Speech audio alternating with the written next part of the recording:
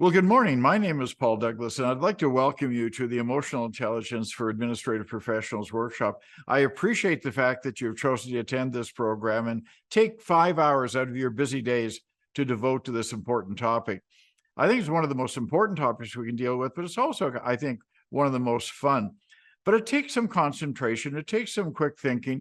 And, when I think of quick thinking, I often think of an experience I had years ago when I was doing a seminar. I believe it was in Houston. And we had a young woman there attend from a large oil company, which we shouldn't name. Let's just call it Texaco. And she said, when I was a young single girl living on my own at home, I had difficulty getting up in the morning, and I'd usually get to work on time, but sometimes it was like touch and go. And it was being noticed. And she said, one day I thought I'd overslept, but actually I'd incorrectly set my clock half an hour early the night before. But not knowing that I'd done this, she said, I quickly got dressed. I ran to the office. But as I arrived there, I half realized I was early because the door was locked, the lights weren't on.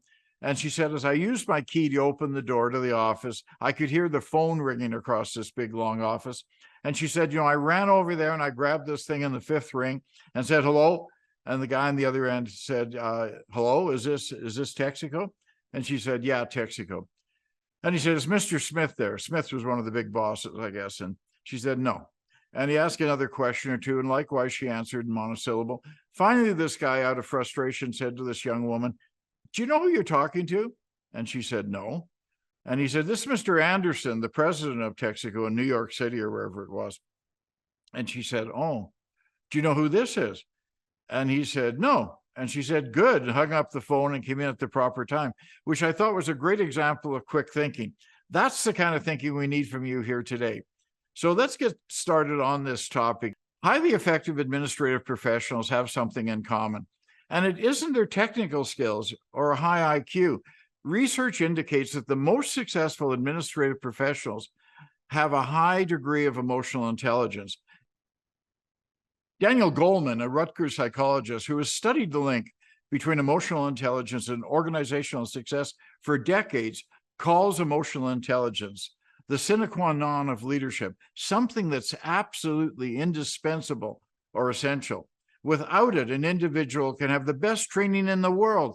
They can possess an insightful analytical mind and have a seemingly endless supply of great ideas, but they still won't make it as a first-rate administrative professional. Why is emotional intelligence important? Well, every day you must make decisions, and most of them are influenced in some way by your emotions. If you have a high emotional intelligence, you can identify and understand the emotions of others, as well as manage those emotions within yourself and hopefully influence in a positive way your relationships with other people. Low workplace emotional intelligence, or EQ, as we'll refer to it throughout this course, can have negative consequences, which include ineffective communication with colleagues and management, poor team dynamics, subpar decision-making, reduced productivity, poor problem solving, and difficulty accepting constructive criticism. Administrative professionals with low EQ often struggle to work as a team member, and usually it can lead to them avoiding responsibility for their mistakes. Their communication style is either passive or aggressive. It's rarely assertive. In short, low workplace EQ can have significant negative effects on productivity, personal relationships, and workplace culture. But what is emotional intelligence, and how can administrative professionals cultivate it? Are you familiar with the term Sicilian stalemate? Well, the expression Sicilian stalemate refers to an observation that many people have made in Sicily, a country where the men are very macho and the women, although very strong, are somewhat subservient to the male-dominated culture in which they operate. It's been noticed in that society that when four men come to an intersection like the one on the screen here, at the same time, such that they're blocking one another, it's been noted that they'll often sit in that position for hours at a time, rather than to back up and clear the intersection.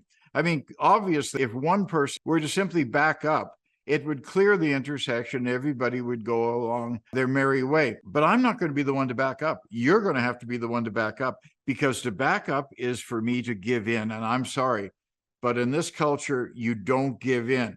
Mama will be waiting at the train station for hours for her son to pick her up. Children will be late for school. People will miss work. Why? Because, again, if I were to back up, I would be the one to give in, and I'm not going to let that happen. It's going to be you. It's not going to be me. In Sicily, vendettas will go on for hundreds of years. And one of the features of that honor-driven society is that you don't give in. You don't show weakness. You don't back down, and you don't back up. Let me tell you another story about a young lawyer. This young lawyer graduated from law school at the top of his class. And for that reason, unlike many lawyers today coming out of law school, he was offered many positions, several positions at least, with some very prestigious law firms. Well, he accepted one of the positions offered in a big law firm that operated out of a sky-rise office building in the downtown area of the city in which he lived. I believe it was Chicago. Well, this young man had spent many years, of course, studying at the university as an undergraduate and then as a law school student. And, life at in the university is, kind of easygoing. It wasn't like the buttoned up world of corporate law. Sometimes you'd come in a few minutes late for a class, no big deal. You'd miss one altogether, and one of your colleagues or one of your fellow students would fill you in. Well, it wasn't like that any longer. Now he's working for a very prestigious law firm, and they expected him to be there on time every day, dressed to the nines. Well, he had a meeting coming up this one particular day at 9:00 in the morning. And it was a meeting he had to be present at because it was a partners meeting. And he was lucky just to be invited to attend this meeting and to sit in on it. Well, of course, he slept in or some such thing. And it was going to be tough for him to get to work, but he had time to get there. He skipped his shower, though. He quickly got dressed, combed his hair, and ran down and jumped into his little MG sports car, a little car that served him well through those 3 years of law school. Well, he barreled down the street in this thing. He got downtown. It was about now 10 minutes to 9. Normally, what he would do is he would park on a back street and walk to the office building because, he didn't have much money, not paid a great deal of money as a young lawyer. And so to save money, he would park in a back street and not pay the $30 or $40 a day to park underneath the office building. Well, today, of course, he had no time for that. He had to get into that meeting. He looked around in front of the office building, couldn't see a parking spot, except there was one small car parked in a handicap zone. But it was so far forward in that zone that he almost had space to park his little car behind it. And he thought, look, I'll park here. I'll run up to my meeting. As soon as it's over, I'll get down and move.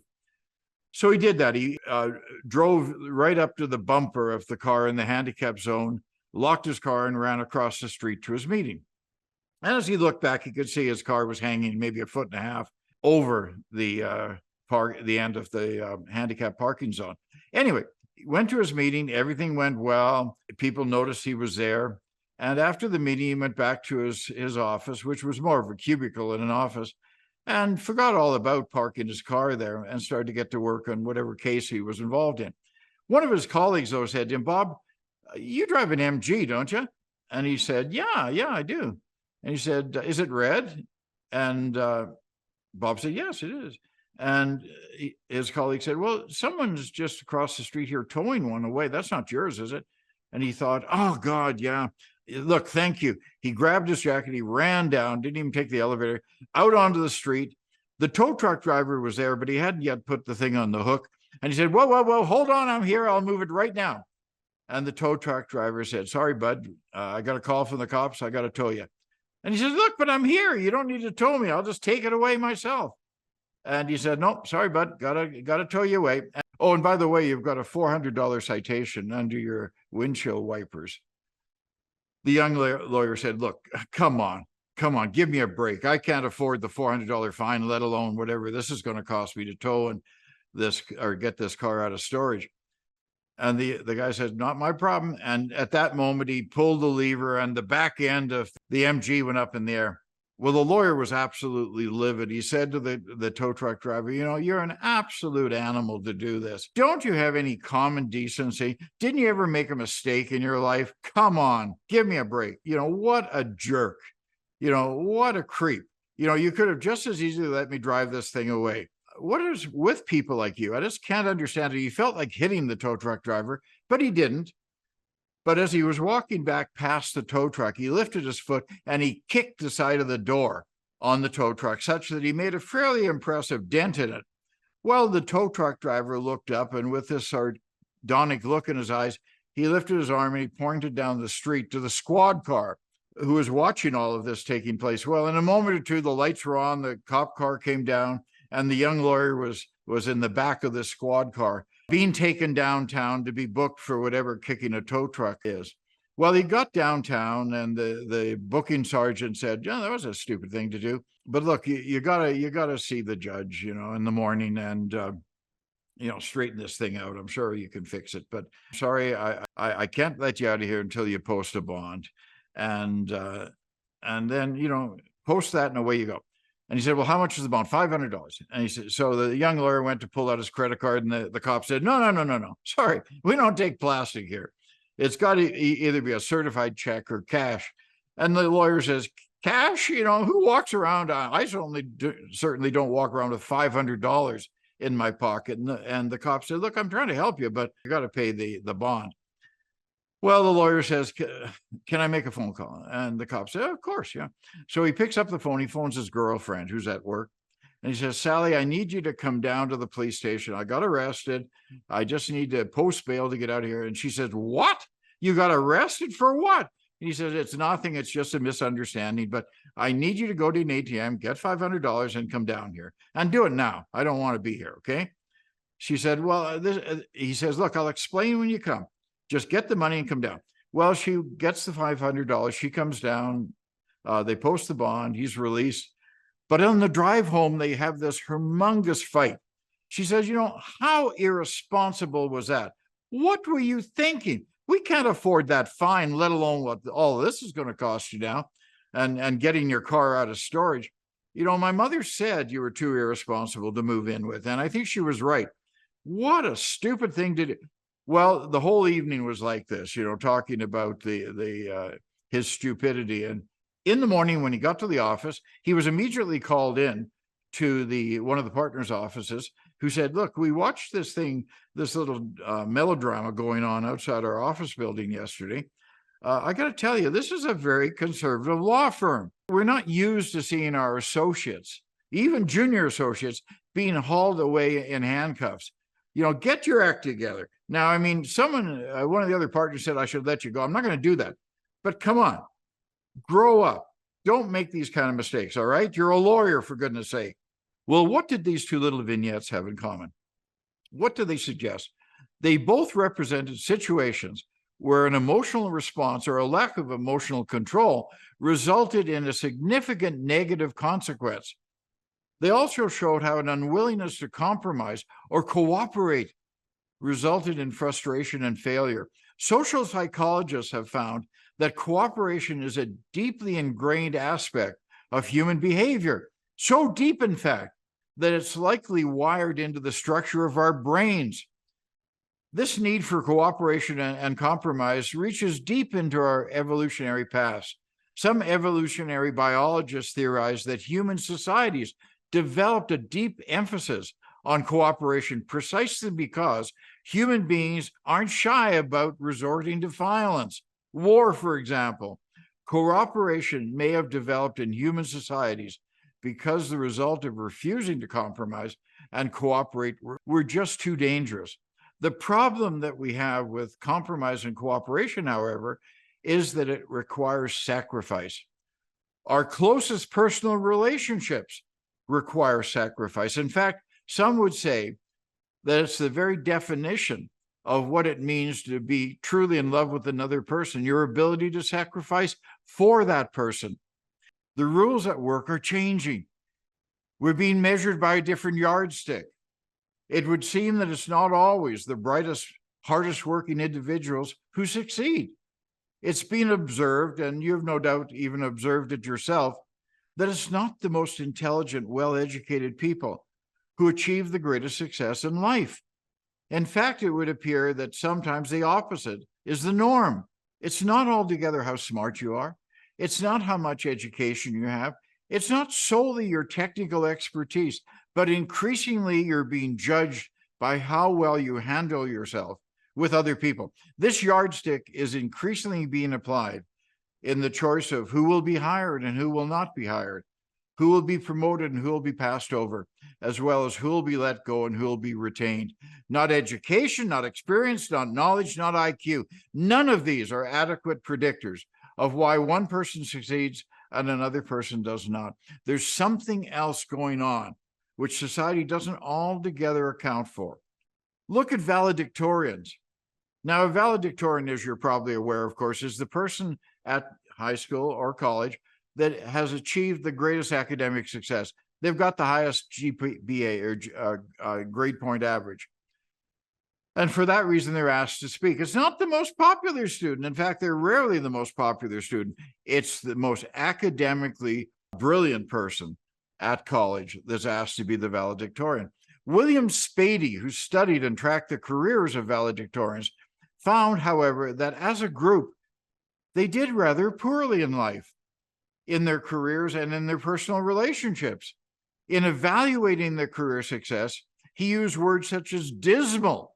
Spady argued that the reason these valedictorians were not successful was because traditional school learning doesn't translate into adequate career preparation for young people. Other skills were required for success in life, skills that they lacked, skills that they didn't learn in high school or college. Research has shown that these qualities of character and good social skills appear more commonly in those children who go on to become eminently successful. As a group of university graduates, the career status of valedictorians are lousy, even dismal, as Spady suggested. Large numbers are unemployed. Even larger numbers are underemployed. They were simply unprepared for the new, fast-changing high-tech world and global economy that lay beyond the walls of their universities. Karen Arnold, in her book, Lives of Promise, What Becomes of High School Valedictorians, a 14-year study of achievement and life choice, she notes that at all levels of education, hard work, perseverance, and focus, as opposed to natural ability and intelligence, are the most important factors in career success. But it isn't just valedictorians. We see other examples of this every day in our workplaces, in our homes and schools, our churches, and our neighborhoods. We witness seemingly brilliant, well-educated, honest, decent people struggle, while others with fewer skills and attributes thrive and flourish. And we ask ourselves why. The answer almost always has to do with this concept called emotional intelligence. And while it's more difficult to measure than IQ, it's certainly harder to identify in a resume. Its power can't be denied. Well, what is emotional intelligence? Well, I'll tell you first what it's not. It's not being nice. Sometimes someone with high emotional intelligence will bluntly confront someone when appropriate. It's not gregariousness, the gift of the gab, the ability to speak with anyone about anything.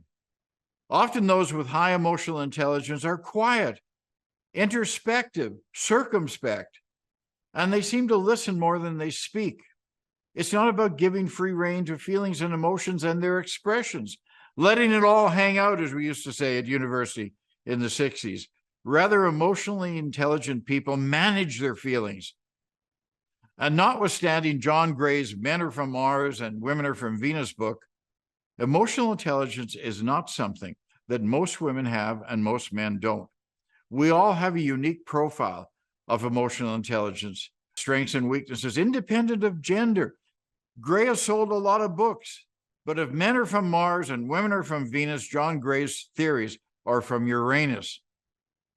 Emotional intelligence is that something in each of us that's a bit intangible. It's what allows us to manage behavior, navigate social complexity, and make personal decisions that achieve positive results.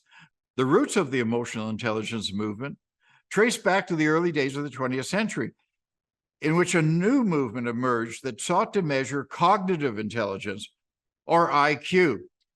It was the French military that provided the impetus for this IQ work. The powers that be in the French government recognized that many, perhaps most of their senior military officers, often recruited from the French aristocracy, were fools, morons, They were cowards in many cases. They certainly had no sense of leadership and made decisions that often cost men their lives. Well, the French government approached the scientists in the French academia at that time to try to come up with some kind of measure or test that could eliminate from selection anyone that, in their expert opinion, would likely end up being failed leaders.